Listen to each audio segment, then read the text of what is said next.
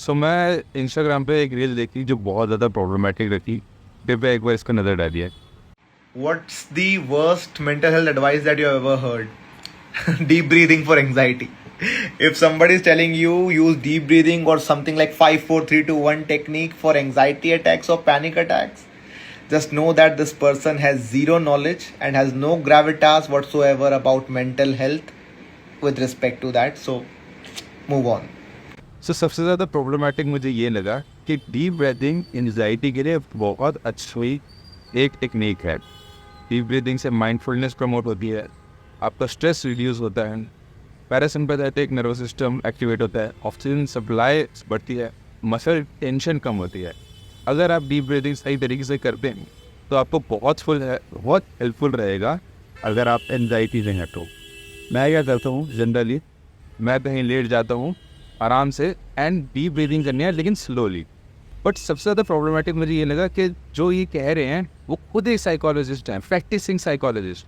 And जब मैं इस फील्ड में आया था साइकोलॉजी के, वो इसलिए आया था क्योंकि मिस इन्फॉर्मेशन बहुत ज़्यादा है।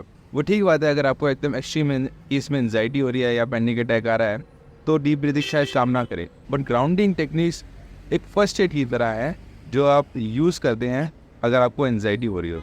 तो देखिए, कोई ऐसे एक्सट्रीम इश्यूज़ जो होते हैं एंजाइटी के एकदम से नहीं होते।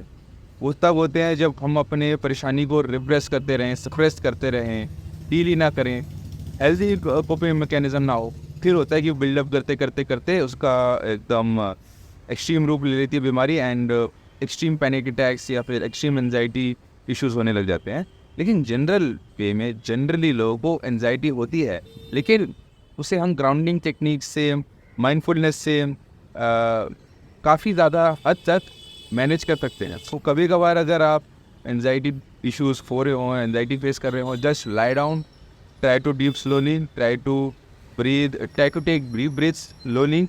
एंड अगर आप बहुत ज़्यादा परेशानी में हैव समवन जो आपको ग्राउंडिंग टेक्निक्स लाए, शांत से रवाए, तो मैं तो उल्टा प्रमोट करूँगा कि डीप ब्रीदिंग, ग्राउंडिंग टेक्निक्स ऐसे माइंडफुलनेस प्रेजेंट में होना बहुत ज़्यादा ज़रूरी है एंड एंजाइटी में बहुत हेल्पफुल रहता है ये।